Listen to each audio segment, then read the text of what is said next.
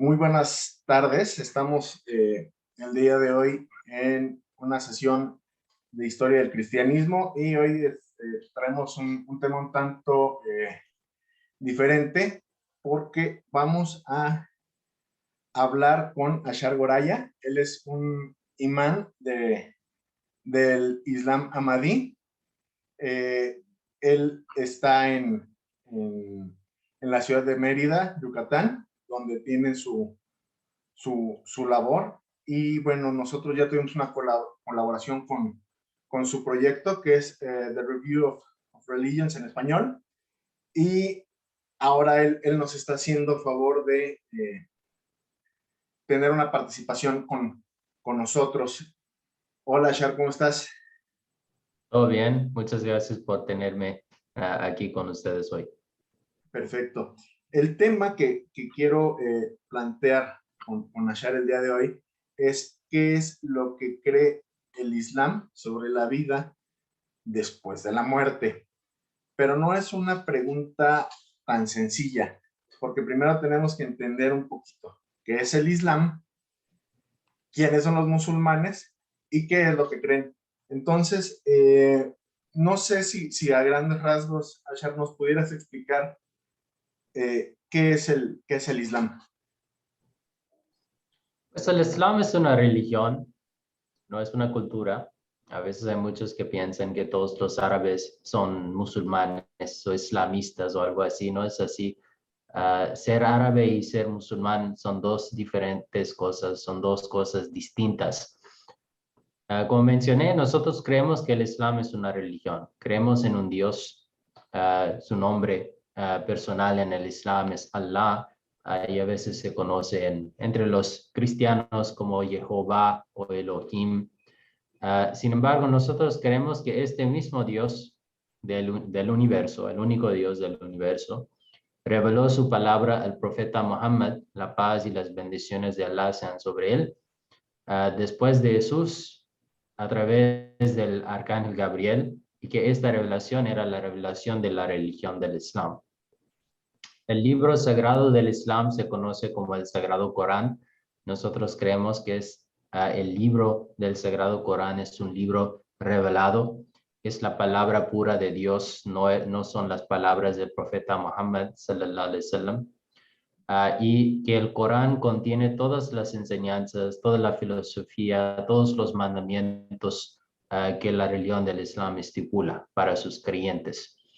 Hablando de los creyentes de la religión del Islam se conocen con el título musulmán. Pues no es árabe, no es islamista. Un creyente en el Islam se conoce como un musulmán. Y bueno, hablando acerca de las fuentes, cómo sabemos qué es realmente Islam y qué no, como mencioné, no es una cultura, pues no es correcto ver a cualquier país o cualquier grupo así como siendo representantes de la religión. En la misma manera que si alguien quiere conocer el judaísmo, por ejemplo, es necesario ver a sus textos sagrados. Si alguien quiere conocer el cristianismo, hay que ir a la Biblia, el Nuevo Testamento principalmente.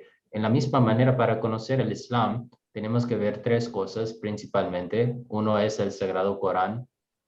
Dos es la Sunna, que se conoce o que es la práctica del profeta Muhammad sallallahu alaihi wasallam, la manera en lo que él interpretaba y practicaba las enseñanzas islámicas que se contienen, que están dentro del Sagrado Corán. Y luego tenemos los dichos, que son los hadices, las explicaciones verbales que el profeta Muhammad sallallahu alaihi wasallam daba acerca de diferentes aspectos de la fe. Pues en breve, esto es el Islam, el Corán, la Sunna, los hadices. Claro, hay diferentes interpretaciones de estas tres fuentes y de allá, por estas interpretaciones tenemos diferentes corrientes o grupos dentro del Islam. Nosotros somos la comunidad musulmana Ahmadía. Nosotros creemos que el segundo advenimiento de Jesús, el Mesías prometido, ya ha ocurrido. Esa persona era Mirza Ghulam Ahmad, quien vino o nació en 1835 y falleció en 1908. Y él proclamó ser a este segundo Jesús esperado por todo el mundo, los cristianos, tanto los musulmanes, y nosotros seguimos la interpretación del Islam que él presentaba, que nosotros creemos va de acuerdo con estas fuentes islámicas. Ok, Asha, perdón, ¿puedo hacerte una pregunta en este sentido? Cuando, a ver si estoy interpretando bien, si entiendo, el Islam es un continuo que viene incluso desde antes de Mohammed. Mohammed, digamos que es como una plenitud en la revelación porque el arcángel le revela el Corán, ¿no? Pero vamos, desde el punto de vista del Islam, los profetas Moisés, Jesús, Juan el Bautista, en un sentido eran ya musulmanes, ¿no? Aunque no se utilizaba formalmente el término. Sí, vemos, bueno, ¿qué significa musulmán? Cuando nosotros decimos, bueno, primero hay que entender que en el Islam creemos en todos los profetas anteriores. El Corán menciona aproximadamente 25 hasta 30 personas con nombre que se consideran como profetas y muchos de ellos también forman parte del narrativo bíblico. Por ejemplo, el Corán habla acerca de Moisés, habla acerca de Abraham, Adán, David, Salomón, Jesús. Y el Corán dice que todos ellos fueron profetas enviados por el mismo Dios, quien envió al profeta Muhammad, sallallahu alaihi wasallam. Pero allá también el Corán hace una declaración y dice que todos ellos fueron musulmanes. Obviamente, el Islam fue revelado mucho después de estos profetas, ¿no? Pues cómo es que ellos fueron musulmanes. Hay que entender primero que el término musulmán tiene un significado religioso, pero también lingüísticamente tiene un significado dentro del idioma árabe. Lingüísticamente el término musulmán significa alguien quien se ha sometido a la voluntad de Dios, alguien sumiso. Y es en este sentido que el Islam llama a todos los profetas anteriores musulmanes. Todos ellos, el Corán dice, compartían esta esencia en su fe, en su relación con Dios, que ellos, todos ellos, fueron sumisos ante las declaraciones, ante los mandamientos, ante Dios. Pues cuando decimos en una palabra, ¿cómo podemos describir la fe de Abraham? El Corán dice que no era un cristiano, no era un judío, porque estos términos aparecieron después. Si vamos a describir la fe de Abraham, la única palabra que tenemos en el Islam es musulmán. Abraham escuchaba los mandamientos de Dios y seguía los mandamientos de Dios completamente, 100%. Pues esto en el Islam significa que era un musulmán. Y el Islam ha utilizado este término para los seguidores de esta religión porque dice que los seguidores del Islam realmente hoy en día son las personas que son sumisas ante ante la voluntad de Dios. Muchas gracias, Ashar. Y bueno, mi siguiente punto en este caso es, quiero que nos platiques un poquito sobre las ramificaciones del Islam. Cuando llega Mohammed y bueno, recibe el Corán de acuerdo al Islam, bueno, digamos que había, por decirlo así, una sola línea y por accidentes históricos surgen sunitas, chiitas, cosas, diferentes ramas del Islam. ¿Nos puedes platicar un poquito de ellos y cuáles serían las diferencias? Pues sí, como bien mencionaste, en la vida del profeta Muhammad sallallahu alaihi wasallam no existían otros grupos, todos fueron musulmanes y sí hubo alguna diferencia entre la interpretación de un musulmán con el otro acerca de un versículo del Corán o alguna práctica. Ellos acudían al profeta Muhammad sallallahu alaihi wasallam directamente y recibían su respuesta y ya él era la autoridad absoluta, ¿no? Pero después del fallecimiento del profeta Muhammad sallallahu alaihi wasallam, empezó un sistema de liderazgo espiritual que se conoce como el sistema de los Khulafa. Y luego en la época del cuarto califa, hubo podemos decir, una diferencia de opinión entre los musulmanes por varias razones políticas, ¿no? Y después del cuarto califa terminó el sistema de los julafá rectamente guiados y empezó un sistema de otras formas de liderazgo. Pues debido a estas diferencias políticas que surgieron en ese momento, los musulmanes se dividieron, no en este momento, sino que la base o el fundamento para las diferencias fueron hechos en este momento y luego, mucho después, dos grupos distintos se formaron. Prefiero a los sunitas y los chiitas. Pero bueno, aparte del contexto histórico, ¿cuáles son las diferencias entre los dos grupos? La diferencia principal, o podemos decir que la base de todas estas diferencias que existen entre los dos grupos es una cuestión de quién era el sucesor después del profeta Muhammad, después de su fallecimiento. Los sunitas creen que después del profeta Muhammad sallallahu alaihi wasallam, habían 4 sucesores rectamente guiados: Hazrat Abu Bakr, Umar, Usman y Ali radiallahu ta'ala anhum. Y ellos aceptan a todos ellos como sucesores legítimos, rectamente guiados, dirigidos por Dios en sus acciones y en sus palabras, ¿no? Los chiitas rechazan los primeros 3 y dicen que el sucesor legítimo era Ali, su primo. Pues de allá surgen las demás diferencias, ¿no? Pues los chiitas luego, después del fallecimiento de Ali, ellos aceptan un sistema de imams, ¿no? Líderes guiados de la familia del profeta Muhammad sallallahu alaihi wasallam. Y de allá, bueno, además de eso, si entramos aún más, hay diferentes escuelas de pensamiento, de akida, lo que llamamos, entre los sunitas y los chiitas. También hay diferentes escuelas de jurisprudencia, hay órdenes de los sufis, los místicos dentro de los dos grupos. Pues el término sunita y chiita abarca además muchas diferencias dentro de estos dos grupos.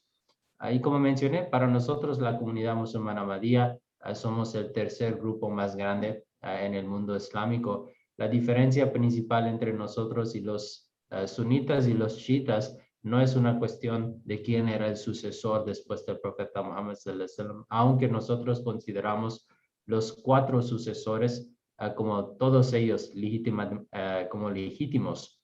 La diferencia entre nosotros y los demás musulmanes es la persona de Mirza Ghulam Ahmad alayhi salam, siendo el Mesías prometido. Nosotros aceptamos a él como el Jesús esperado y los demás musulmanes rechazan esta proclamación y todavía están esperando para el regreso literal de Jesús desde los cielos. Perdón, entonces nada más quiero dejar un punto claro. La segunda venida de Cristo, según el Islam Ahmadí, ya ocurrió Así es. en la figura de, pues no sé si sea respetuoso llamarlo fundador del Islam Ahmadí, o cómo lo consideren ustedes. Bueno, en sí, cierta forma, sí, él es el fundador de la comunidad musulmana Ahmadía, ¿no? Pero sí, nosotros consideramos a él no solo como el fundador, como que lo hizo por su cuenta, ¿no? Por así decirlo, sino que nosotros creemos que él fue dirigido por Dios realmente a hacer esta proclamación y mostró muchísimas señales y enseñanzas. De hecho, escribió más que 80 libros explicando toda esta filosofía, sus enseñanzas, las evidencias como de su proclamación. Pero sí, por así decirlo, él es el fundador de la comunidad musulmana Ahmadía. Sin embargo, no consideramos que el Islam Ahmadía es diferente del Islam del profeta Muhammad sallallahu alaihi wasallam. Obvio, siendo seguidores de esta rama, nosotros consideramos que el Islam Ahmadía es la interpretación verdadera del Islam que el profeta Muhammad sallallahu alaihi wasallam trajo. Ok, entonces, y perdón, nada más para aclarar un punto, el Islam que digo, remontándome, el Islam que profesaba, perdóname, me resulta un poco complicado la pronunciación del nombre del Mesías, por no estar en... Mirza Ghulam Ahmad. Ok, una disculpa. Está bien. Él, entonces entiendo que viene, a ver, si presté atención bien, el Islam que acepta los 4 sucesores del profeta Mohammed, ¿era el sunita o el chiita? Perdón. Sunita. Ok, de alguna manera él era de esta rama, ¿no? Antes de manifestarse su mesianidad. Cuando estudiamos su vida antes de su proclamación, a la edad aproximadamente a 40 años de edad hizo esta proclamación. Antes de eso, en sus propios libros, él escribía que no pertenecía, por así decirlo, a cualquier grupo. No era un chiita, podemos decir. Nunca rechazó estos 4 sucesores, nunca formaba parte de los chiitas. Sin embargo, no sería correcto decir que él pertenecía específicamente a un grupo o a un orden de los sufis o así se declaraba a sí mismo. Vamos a decir que él era un musulmán independiente en su pensamiento, ¿no? Básicamente no tenía mucha vida, no era muy conocido en el mundo islámico en ese momento, ¿no? Él mismo estudiaba los asuntos, pero en sus escritos vemos que él siempre declaraba que él es sobre los preceptos de Ahl Sunnah wal Jama'a, que es el título formal para los sunitas, que no rechaza cualquier enseñanza como de este grupo sobre lo cual todos los demás están unánimos, ¿no? En aceptar. Pues podemos decir que antes de su proclamación, declaraba o se declaraba como un seguidor del Islam, seguía los preceptos de Ahl Sunnah wal Jama'a y aún después de su proclamación dijo que con esta declaración no he rechazado cualquier precepto de la mayoría de los musulmanes que forman los sunitas. Solo es una interpretación un poco diferente en algunos asuntos, pero que tiene sus bases en sus preceptos. Muchas gracias, Ashar. Y bueno, ahora sí, el tema que nos trae aquí es entender un poquito, y bueno, ahora vamos a empezar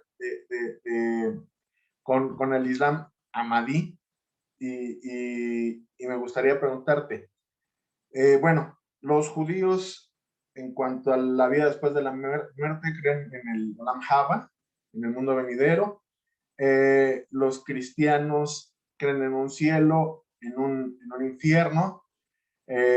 Y bueno, me gustaría preguntarte, ¿qué cree el Islam Ahmadía acerca de la vida después de la muerte?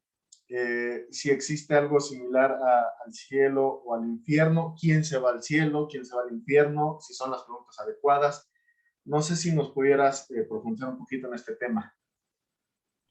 Pues en breve, el Islam sí enseña que hay una vida después de la muerte. Dice que este mundo más bien es un lugar de prueba y estamos aquí para unos pocos años para encontrar la verdad, obrar según las creencias correctas, según los mandamientos de Dios. Y en el más allá, después de la muerte, habrá un juzgamiento donde Dios juzgará entre las personas y las personas que tenían las creencias correctas con las acciones correctas, con la gracia de Dios, creemos que entrarán en el paraíso. Pero también Allah dice que los que no tenían las creencias correctas ni las acciones correctas, si no reciben el perdón de Allah y no reciben su gracia, van a entrar o tendrán que entrar en el infierno. El Islam dice que el paraíso y el infierno no son lugares, por así decirlo, físicos, no es como este mundo. El Islam dice que el ser humano es un conjunto de alma y cuerpo físico. Cuando morimos dejamos el cuerpo físico en este mundo, pero el alma continúa su viaje, entra en esa otra dimensión. Pues paraíso y infierno no son como lugares dentro de este universo, ¿no? Están en otra, podemos decir, dimensión. Y el alma entra en esa dimensión después de la muerte. Y de acuerdo, como mencioné, de sus creencias y sus acciones, va a entrar en el paraíso o el infierno. El paraíso se describe como más bien en el Sagrado Corán como un lugar de jardines, de ríos, todo hay mucho simbolismo, obviamente, ¿no? En explicar el paraíso y el infierno. Pero en general dice que es un lugar de jardines eternos, de ríos, de que es un lugar donde no hay sufrimiento, donde una persona va a poder desarrollar sus facultades espirituales aún más. Es un lugar donde va a poder ver a Dios, interactuar directamente con Dios. De que, bueno, que también el infierno es el opuesto realmente de todo lo que el paraíso es. Es un lugar de castigo, es un lugar, el Corán lo describe muchas veces como un lugar de extremos, de fuego, pero también de intenso frío. Es un lugar donde los habitantes van a tener que beber agua hirviendo, por así decirlo. Y hay otras formas de torturas que podemos decir que se describe en el Corán. Pero al final también Allah dice que el paraíso no es un lugar de castigo eterno. Allah dice que Dios nos ha creado para mostrarnos su misericordia. Y por lo tanto, después de pasar un tiempo en el infierno, solo Allah sabe cuánto tiempo, estas personas también entrarán eventualmente en el paraíso. Y llegará un tiempo donde nadie quedará en el infierno y todos los seres humanos entrarán en el paraíso para estar con Dios, ¿no? Pues en breve, esto es el concepto islámico acerca del más allá. Y todas las ramas del Islam concuerdan en ese concepto o hay diferencia. Por ejemplo, de un Ahmadí a un suní, a un chií, ¿hay diferencia o todos suscriben las mismas creencias? Bueno, podemos decir que hay unas diferencias pequeñas. Mayormente creo que habrían dos puntos. Uno, si el paraíso es un lugar físico o espiritual. Pues hay otros, no todos, pero hay otros que dicen que no, es más bien un lugar físico. Creen que la resurrección ocurrirá aquí mismo en la tierra, como los cristianos dicen, ¿no? Y también hay los que dicen que el paraíso es eterno y también dicen que el infierno también es eterno. No creen que el infierno se acabará en algún día, ¿no? O que las personas saldrán del infierno en algún momento. Y en este sentido también son parecidos a los cristianos, que creen que el paraíso, tanto como el infierno, los dos son lugares eternos y una vez que entras en el infierno estás allá para siempre, ¿no? Pues hay también estos dos pensamientos entre los musulmanes también. Correcto, correcto, Shah. No sé si es una pregunta incómoda, pero un caballito de batalla o algo que se hace por un tema de escarnio en cuanto a los detractores del Islam. Y quiero que me ayudes a verlo desde la perspectiva musulmana, donde existe la creencia desde afuera del Islam y es motivo, como te digo, de escarnio, donde se dice, es que las 72 vírgenes, ¿no? Que cuando muere un guerrero musulmán y todo llega al paraíso y hay un tema de 72 vírgenes. ¿A qué se refiere? ¿Eso es un mito? ¿Viene en algún lugar del Corán? ¿Cuál es la interpretación correcta de esto? ¿O simplemente es una mentira? Me gustaría que nos explicaras el tema. Claro, pues primero creo es importante entender estos guerreros o yihadistas, ¿no? Primeramente, si ellos representan verdaderamente el Islam o no. Pues según nosotros, según las fuentes islámicas, estas personas no representan el Islam. El Islam es muy claro de que no se puede hacer batalla entre las personas inocentes, ¿no? Y que el tiempo en el origen del Islam, podemos decir, las batallas que el profeta Muhammad sallallahu alaihi wasallam hacía con sus compañeros, estas batallas no fueron para hacer el Islam como crecer o algo así, sino que estas fueron batallas defensivas. Los incrédulos, los no musulmanes, fueron enemigos de los musulmanes en ese tiempo y ellos estaban tratando de matar a los musulmanes. Y por lo tanto, los musulmanes tenían que defender sus vidas, las vidas de sus familias. Y hay toda una historia de eso, de cómo el profeta para 13 años padecía persecución en la ciudad de Meca. Luego, hasta que él, tanto como sus compañeros, abandonaron sus hogares, sus pertenencias, sus riquezas allá en la ciudad y huyeron hacia la ciudad de Medina para establecerse de nuevo y vivir en paz. Pero los enemigos no dejaron a los musulmanes ni ir a otro lado y llegaron dentro de un año con un ejército de 1000 soldados para matar a todos los musulmanes. Y en ese momento el profeta Muhammad sallallahu alaihi wasallam salió de la ciudad con 313 musulmanes no bien equipados. Ellos no fueron soldados para defender sus vidas y las vidas de los musulmanes inocentes en la ciudad. Pues el contexto primeramente de las guerras islámicas en la historia es eso. Los musulmanes nunca libraron guerras en el tiempo del profeta Muhammad sallallahu alaihi wasallam ni de sus khulafá rectamente guiados, los 4 sucesores, en ningún momento para expandir el imperio islámico. De hecho, fueron ataques sobre los musulmanes de todos los lados y los musulmanes al defenderse derrotaron estos imperios y por lo tanto se creció el imperio islámico. Pero bueno, bueno, ya que espero que esto queda más claro para los oyentes, que hoy en día estos terroristas que utilizan el nombre del Islam para sus fines políticos, no hay justificación en el texto del Sagrado Corán, ni en la Sunna del profeta Muhammad sallallahu alaihi wasallam, ni en sus dichos para justificar sus acciones. El Islam es una religión pacífica y la práctica del profeta Muhammad sallallahu alaihi wasallam demuestra eso, que nunca quería entrar en cualquier batalla. De hecho, estas batallas fueron batallas defensivas y él fue forzado realmente a hacer esto.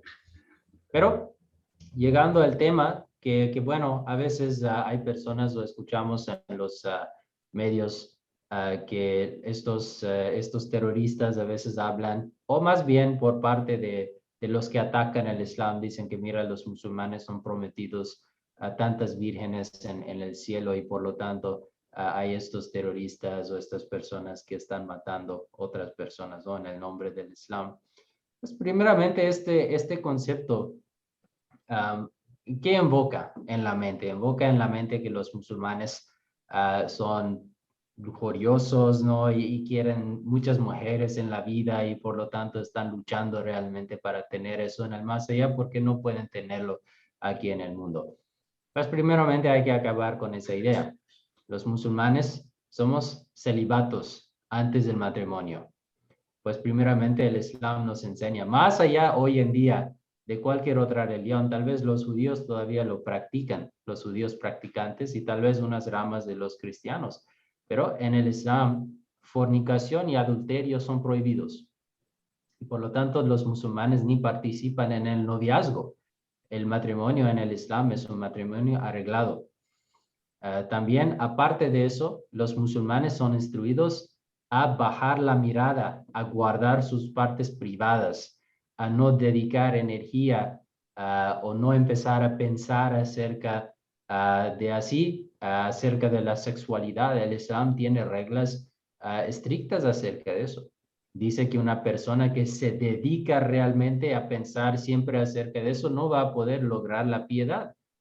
Y por lo tanto, en el Islam, podemos decir que los musulmanes son el grupo más lejados de este concepto, en comparación, si lo comparamos con las enseñanzas de otras religiones. Por ejemplo, en el cristianismo también se menciona, Jesús dijo que el que ve a la mujer con este pensamiento, pues ha cometido adulterio con ella en su mente. Pero el Islam va un paso más allá de eso y dice que ni debemos de ver a una mujer así. Pues Jesús dice que si ves, el Islam dice que no debes de ver en absoluto a una mujer así, como lejana, no de tu familia, andando en la calle, ni con ojos puros, por así decirlo, porque el ser humano, siendo como un ser humano, obviamente, ¿no? Obviamente, si ve algo bonito, atractivo, este pensamiento va a entrar en su mente. Esto es la biología. Pues el Islam dice que hay que evitar estos tipos de miradas. Pues, ¿de dónde viene este concepto de 72 vírgenes en el cielo? De hecho, primeramente, como expliqué, todo lo que el Corán menciona acerca del más allá, desde el Sagrado Corán, es un lugar espiritual. Y el Corán habla acerca de las parejas que los habitantes del paraíso van a tener, ambos hombres tanto como mujeres. Y la primera, lo que entendemos de lo que el Corán nos dice, que es la fuente más auténtica del Islam, dice que el ser humano no es perfecto. Solo Allah es perfecto y por lo tanto Él es el único. Para ser realmente feliz, nosotros queremos vivir con otras personas, ¿no? Y por lo tanto en este mundo tenemos el sistema del matrimonio. En el más allá, Allah dice que también el ser humano va a tener, o los seres humanos van a tener parejas puras. Pues el Corán primeramente quita toda esa idea de que habrá un tipo de, o algo inapropiado acerca de las relaciones entre las personas allá. Primeramente, Allah dice que los que entran en el paraíso son personas piadosas. 2, Dios va a purificar a estas personas. 3, que estas personas, sus parejas serán parejas purificadas y que no puede ocurrir algo en el paraíso que va en contra de la voluntad de Dios. Y Dios es santo, como sabemos en el Sagrado Corán. Pues esto es la descripción en el Sagrado Corán de lo que va a ocurrir en el paraíso. Y no menciona en ningún versículo este concepto de 72 vírgenes, ¿no? Esto es un concepto más bien que se encuentra, según mis estudios, en un solo dicho del profeta Muhammad sallallahu alaihi wasallam, supuestamente. Tengo aquí, por ejemplo, las parejas, ¿no? En el Corán se describen como compañeros puros o compañeras puras, como de ojos grandes, no tocados o tocadas, bien refinados, de igualdad, ¿no? Pues, y vírgenes. Pues, Allah sí menciona esto, virgen, pero en el sentido de que son puros, ¿no? Okay. Además, el concepto de la sexualidad en este mundo existe para procreación. En el más allá, probablemente no hay procreación. Es inútil, ¿no? Que exista la sexualidad en el más allá, porque, como ya lo dijiste, es De lo que sabemos, ¿no? Realmente, porque la sexualidad sirve un propósito en este mundo, está dirigido hacia la procreación. Y además, cuando no hay cuerpos físicos, pues, ¿qué sentido tiene como las relaciones sexuales? Obviamente estamos hablando de un contexto tan diferente de nuestra experiencia que no sería correcto calificarlo como sexualidad, por así decirlo. Pero el dicho supuestamente atribuido al profeta Muhammad sallallahu alaihi wasallam, yo lo tengo aquí de hecho, dice que hay 6 cosas con Allah para el mártir. Se le perdona que con el primer flujo de sangre que él sufre, se le muestra su lugar en el paraíso, se le protege del castigo en la tumba, se le protege del mayor terror, se le coloca la corona de la dignidad sobre su cabeza y sus joyas son mejores con las del mundo y lo que hay en ella. Se casa son 72 esposas del Al-Hur al-Ain, del paraíso, y puede interceder por 70 de sus parientes cercanos. Pues vemos aquí que no solo es una promesa de 72 en este dicho mismo, sino que Allah lo explica dentro de un contexto de muchas otras cosas que ciertamente no son cosas físicas. Se le protege del castigo en la tumba. ¿Qué es el castigo de la tumba? No es que alguien está entrando y como golpeando el cadáver, ¿no? Es algo espiritual. También es interesante que el número 72 tiene un significado interesante en el Islam y tanto como en otras religiones. El número 7 y sus derivados aparecen en varios lugares del Corán y en los hadís. Se menciona que hay 7 cielos, el hombre fue creado en 7 etapas, hay 7 cerquitos alrededor de la Kaaba, por ejemplo, y también en el cristianismo, en la Biblia, el número 7 ocupan un lugar importante. Pues en los hadís también se menciona el número 72, como habrá 72 sectas en los últimos días y que 70,000 musulmanes entrarán en el cielo sin juzgamiento.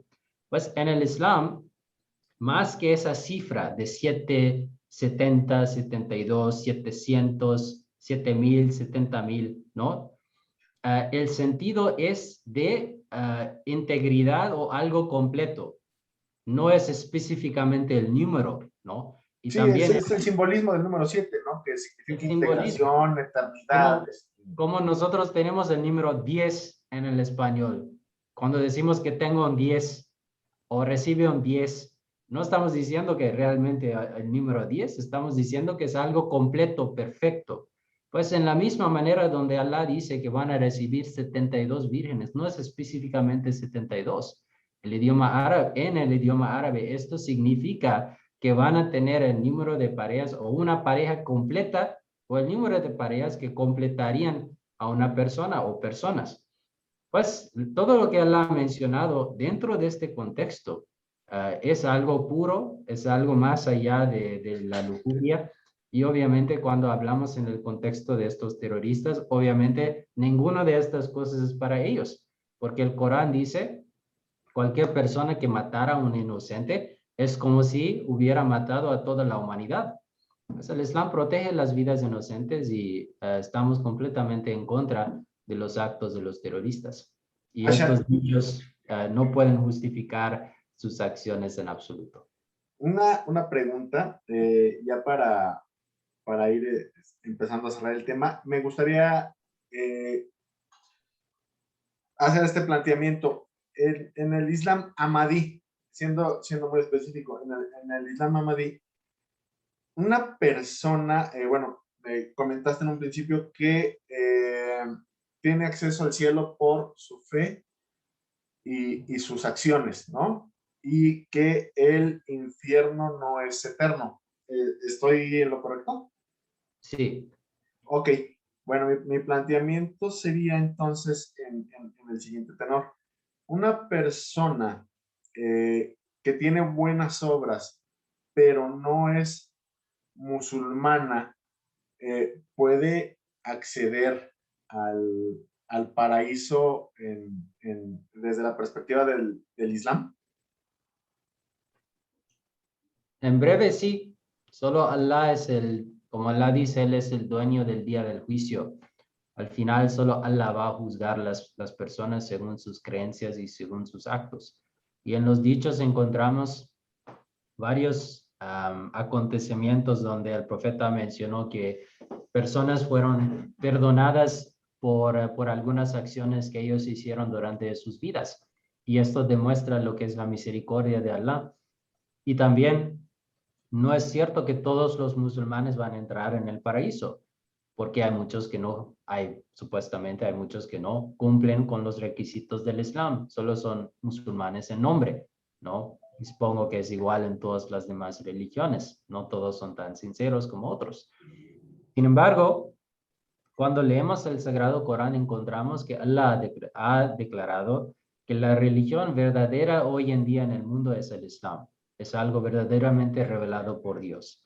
Y si hay una persona que quiere el agrado de Dios, esta persona ciertamente cuando estudia el Islam, las señales y las evidencias de la veracidad del Islam aparecerán ante esta persona y por lo tanto, si es sumiso ante Dios, si realmente tiene una relación con Dios, va a aceptar el Islam. Bueno, si hay una persona que nunca ha escuchado acerca del Islam, nunca estudió el Islam por alguna razón específica, Allah en el Corán dice que cada ser humano, hablando en términos generales, tiene suficiente tiempo para hacer una investigación acerca de Dios y acerca de la verdadera religión en el mundo que nosotros consideramos es el Islam. Y por lo tanto, digamos que Allah en su misericordia nos ha dado todas las herramientas, todas las facultades, ojos, mente, corazón, lengua para hacer preguntas, oídos para escuchar el mensaje, ojos para leer el mensaje. Nos ha dado todo lo que necesitamos para llegar a una conclusión decisiva acerca de dónde es o qué es la religión verdadera de Dios. Aparte de eso, Dios es el todo conocedor. Yo no puedo declarar acerca de cualquier persona que esta persona ya ante los ojos de Dios está destinado a entrar en el paraíso o el infierno. Solo Dios sabe eso. Pues lo que el Islam nos enseña es que debemos de predicar el mensaje, invitar a los demás a conocer el Islam, sus verdades, las evidencias de su veracidad, invitar a las personas a conocer a la religión, y si ellos piensan que tiene sentido, tiene razón, pues deben de aceptarlo y poner en práctica sus enseñanzas. Y en el más allá, consideramos que como la regla normal sería eso de Dios, de que las personas que se esforzaron en ese camino y encontraron la verdad que consideramos que sea el Islam, estas personas van a recibir el perdón de Dios y su gracia y entrarán en el paraíso. Sin embargo, pueden existir excepciones, porque solo Allah es el todo conocedor. En general, no debemos de querer estar entre las excepciones. Debemos de estar o querer estar entre las personas que, por así decirlo, las normas, ¿no? Deben entrar en el paraíso. Sí, claro, digo, fuiste muy específico, ¿no? En este caso son personas que no tuvieron acceso al estudio o que nunca escucharon del Puede ser, Islam o del pueden Corán existir o un tal, montón y de ahí es cosas. donde Alá, bueno, tomaría en cuenta estos aspectos, ¿no? Allah dice que no es injusto. En ningún momento, en ninguna manera es injusto con su creación. Y sobre todo Él es el todo conocedor, el misericordioso. Pues todos estos atributos se manifestarán en el más allá. Pero sin embargo, como mencioné, o tal vez no, pero Allah en el Corán nos ha enseñado que ha creado el ser humano y ha puesto el ser humano en este mundo para su adoración, para acercarse a Él, para conocer su naturaleza. Y por lo tanto, el propósito principal o la tarea más importante que debemos de tener en este mundo es conocer a Dios y el camino hacia Él. Pues dentro de todo este contexto que Dios nos ha enseñado, primero debemos de tener ante nosotros la importancia de conocer la verdad. Hay muchos que desconocen la verdad y a ellos no les importa realmente buscarlo. Pues el Islam dice, hay que buscar la verdad, y dos, pedir la ayuda de Dios y utilizar las facultades que Dios nos ha dado y no dar más importancia a las cosas mundanales que las cosas espirituales, que muchas veces se vuelven en las barreras principales para las personas en cuanto a aceptar algo verdadero. Ashar, última pregunta, porque ya andamos un poquito cortos de tiempo, pero creo que es un tema que debo de tocar. En la postura del Islam Ahmadía en cuanto al tema de la reencarnación, ¿cuál es? Es decir, que las almas de las personas regresan del más allá y ocupan como un nuevo cuerpo en este mundo. ¿En ese Exacto, sentido? exactamente lo que sería la transmigración de las almas. Sí, tal cual lo describiste, y lo pregunto respetuosamente porque, bueno, en este caso entiendo que el Islam Ahmadí se genera en un contexto muy específico, que es, si lo entiendo bien, es en India, donde, bueno, existe el concepto de la rueda del samsara, el karma, y que, bueno, no es tema de esta conversación, pero se habla de la reencarnación o transfiguración de las almas, y en este caso el fundador del Islam Ahmadí, igual y lo estoy entendiendo mal, pero sería una especie de reencarnación de Jesús. Si estoy errado, te pido que me corrijas. Y si el Islam Ahmadí tiene alguna postura oficial al respecto. Pues primeramente, no creemos en la reencarnación en absoluto. Okay. Como mencioné acerca del más allá, la vía o el camino para un alma, un ser humano en este mundo, nacimiento, vida, muerte, más allá. Y los almas no pueden regresar a este mundo. Dios no envía otra vez las almas a este mundo, ¿no? Esto es un concepto más bien que se encuentra entre los hindúes y creo los budistas también hasta cierto punto. Pero en el Islam no creemos eso, ni en el Islam Ahmadiyya. En cuanto a lo que Mirza Ghulam Ahmad viviendo en la India, sí, claro, existían estos otros grupos que creían en eso, pero él no. Él siempre decía que seguía los preceptos islámicos del Corán, la Sunna y los hadices, y estas fuentes rechazan este concepto completamente. Ahora, acerca de su proclamación de ser el segundo advenimiento de Jesús, no es en el sentido de una reencarnación tal vez o regreso del alma de Jesús en su cuerpo o algo así.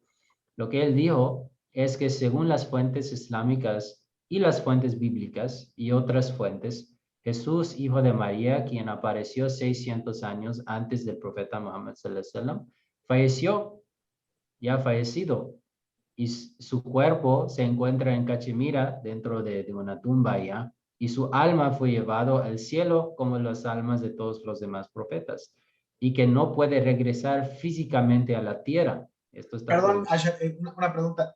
Esta tumba de Jesús que está en Cachemira, sí, sí es lugar de peregrinación o tiene un sitio específico, están ahí los restos del Mesías, de acuerdo al Islam Ahmadí, en Cachemira No, hoy en día.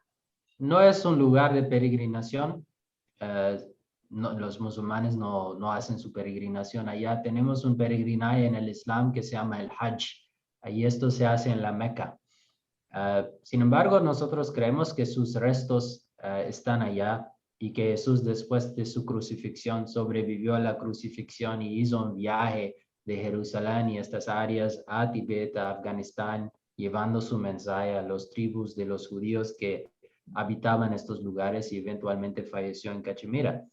Pero nosotros creemos que falleció y que su alma fue llevado al cielo, su cuerpo no. El concepto de él siendo el segundo advenimiento de Jesús es en el sentido de que sus enseñanzas y su advenimiento parece muchísimo al advenimiento de Jesús entre los judíos. Jesús mismo habló acerca de este concepto cuando declaró que Juan el Bautista es el segundo advenimiento Elías. de Elías. Ahora los cristianos no creen que el alma de Elías regresó dentro del cuerpo de Juan, ¿no? Pues ¿por qué Jesús explicó esto? Pues la misma explicación que Jesús dio o que los cristianos entienden de eso, de que no, Juan Bautista fue destinado a venir o Elías fue destinado a regresar, pero obviamente no en una manera física. Juan Bautista, su trabajo era como anunciar el advenimiento del Mesías, ¿no? Y por lo tanto fue llamado Elías. En el caso de Mirza Ghulam Ahmad, vemos, hay muchas cosas similares entre los dos y por las similitudes entre los dos, Dios nombró a Mirza Ghulam Ahmad Jesús. Por ejemplo, Jesús apareció 1400 años después de Moisés, siendo el Mesías para los judíos, según nosotros. Mirza Ghulam Ahmad apareció 1400 años después del profeta Muhammad sallallahu alaihi wasallam. Pues esto es una cosa que ellos dos tienen en común. Jesús vivía bajo un gobierno no judío, pues apareció dentro del gobierno de los romanos. Mirza Ghulam Ahmad también vivía en la India bajo los ingleses, ¿no? Y no bajo de un imperio islámico. Esto es otra cosa en común entre los dos. Jesús vino y fue rechazado fuertemente por los mismos clérigos fariseos, por los escribas de los judíos, que supuestamente fueron los guardianes de la ley judía. En la misma manera, Mirza Ghulam Ahmad fue rechazado fuertemente por los mullahs, los clérigos musulmanes que decían que él está abrogando la ley islámica. La misma acusación que los eruditos de los judíos hacían contra de Jesús, que decían que Jesús ha abandonado la ley y cosas así. Pues estos son unos pequeños ejemplos, hay muchísimo más. De hecho, Mirza Ghulam me describió en un libro, creo que mencionó 16 similitudes entre él y Jesús. Y por estas similitudes, por la semejanza entre su forma de enseñar y sus trabajos y sus misiones, Dios nombró a él Jesús. Y por lo tanto, en las profecías, Dios mencionó que habrá un segundo advenimiento de Jesús, es decir, alguien parecido a Jesús en muchas maneras.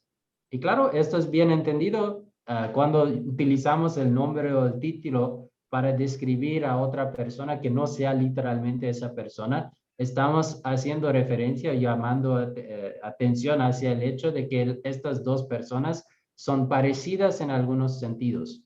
Por ejemplo, cuando decimos que, mira, esta persona es Einstein, ¿qué estamos diciendo? ¿Que realmente volvió en Einstein? No, estamos diciendo que es muy inteligente. Si decimos que alguien, no, mira, esta persona es Hulk, ¿no? Pues no estamos diciendo que realmente volvió en esa persona, estamos diciendo que no, es muy fuerte, ¿no? Físicamente.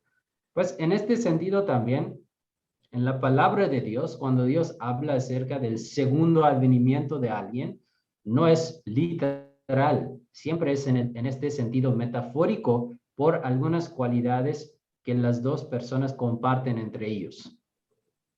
Correcto, Shar. Pues mira, te agradezco muchísimo el tiempo, fue muy, muy ilustrativo, creo que va a ser muy útil para nuestra audiencia conocer pues estos temas tan interesantes y pues disfruté esto tanto como el primer encuentro que tuvimos. Esa vez fue en tu plataforma, ahora será en la nuestra y pues muchas bendiciones para ti, para tu familia y espero que podamos tener alguna otra colaboración pronto.